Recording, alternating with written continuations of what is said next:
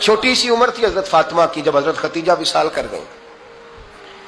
تو کسی نے کہا فاطمہ سب سے پہلے گھر سے کب نکلنا ہوا؟ تو بخاری مسلم میں حدیث ہے، اللہ کے نبی نا بیت اللہ شریف کے سامنے سجدے میں تھے تو ابو جہل کو شرارت سوجی، شرارت۔ اس نے کچھ لوگوں سے کہا، عقبہ بن ابی معیط تھا، کچھ اور لوگ تھے، کہنے لگا میں ابھی رستے سے گزرا ہوں تو وہاں کسی نے اونٹ ذبح کیا ہے،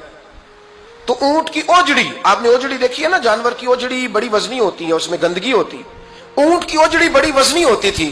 کہنے لگا وہاں اونٹ کی اوجڑی پڑی ہے، وہ دیکھو نبی پاک معاذ اللہ سجدے میں ہے، تو معاذ اللہ ثم معاذ اللہ وہ اونٹ کی اوجڑی اٹھاؤ حضور کی گردن پہ رکھ دو۔ تھوڑا سا مشکل سے جمعہ پڑھنا پڑ جائے نا، اور تھوڑا سا مشکل سے پڑھانا پڑ جائے تو ہم دین کے بہت بڑے خدمت گزار بن جاتے ہیں۔ یہ دیکھو سجدے کتنی مشکل سے ہو رہے ہیں، یہ دیکھو سجدے کتنی مشکل سے ہو رہے ہیں، کتنی مشکل سے حضور کے سر انور پر اوجڑی رکھ دی۔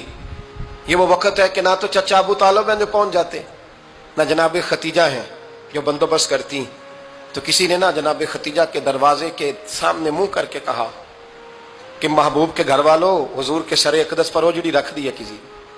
اور حضور سر اقدس اٹھاتے ہیں تو تکلیف محسوس کرتے ہیں۔ جناب فاطمہ کہتی پہلا دیہڑا تھا جب میں چہرے پہ کپڑا ڈال کے نہ تو اپنے بابا کے لیے نکلی، فرماتی پہلا دن تھا،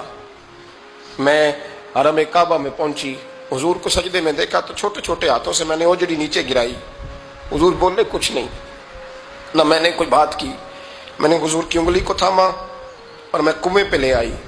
حضور بھی نہیں بولے، جناب سیدہ فرماتی میں میری بولی، حضور بیٹھ گئے اور میں کنویں سے پانی نکالنے لگی، میں حضور کی زلفیں دھوتی جاتی اور حضور روتے جاتے، زلفیں دھوتی جاتی اور حضور روتے جاتے۔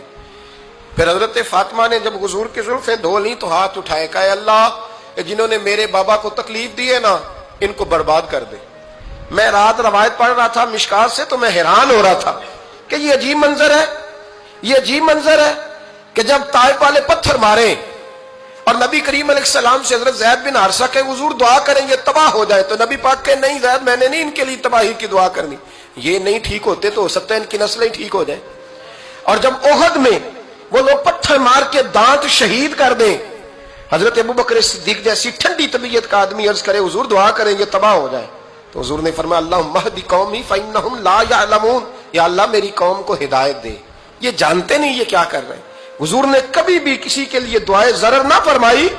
لیکن آج یہ عجیب منظر ہے، شاید یہ واحد وہ وقت ہے کہ جناب فاطمہ الزہرا نے جب کہا نا کہ اے اللہ انہیں برباد کر دے، انہوں نے آج میرے والد کو تکلیف دی ہے، حضرت فاطمہ کی دعا سن کے تو حضور نے بھی ہاتھ اٹھائے،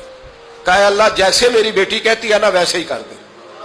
اللہ کر دے انہیں برباد، فاطمہ جیسے کہتی ہے ویسے،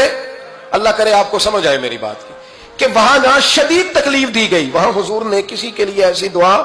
اور یہاں فرمایا اللہ جیسے فاطمہ کہتی ہے ویسے، اللہ اکبر۔ حضرت عبداللہ ابن مسعود کہتے ہیں کہ وہ دعا بھی میں نے سنی، اور پھر میں نے ان سب لوگوں کو جن کے لیے جناب سیدہ نے دعا کی تھی ان سب کو پھر میں نے بدر میں کٹتے ہوئے بھی دیکھا، میں نے ان کی لاشوں پر گھوڑے چلتے ہوئے بھی دیکھے، پھر میں نے دیکھا کہ صحابہ انہیں گھسیٹ کر کنووں میں ڈال رہے تھے، میں غور سے دیکھ رہا تھا اور ان کے چہرے پہچان رہا تھا، تو مجھ سے کسی نے کہا عبداللہ تم کیا غور کر رہے ہو؟ تو میں نے کہا میں غور کر رہا ہوں یہ وہی ہیں سارے جن کے لیے سیدہ فاطمہ نے دعا کی تھی کہ یہ برباد ہو جائے، یہ وہی ہے میرے رسول کریم علیہ السلام کی ہر تکلیف کو جناب فاطمہ نے اپنی تکلیف سمجھا، ہر تکلیف کو۔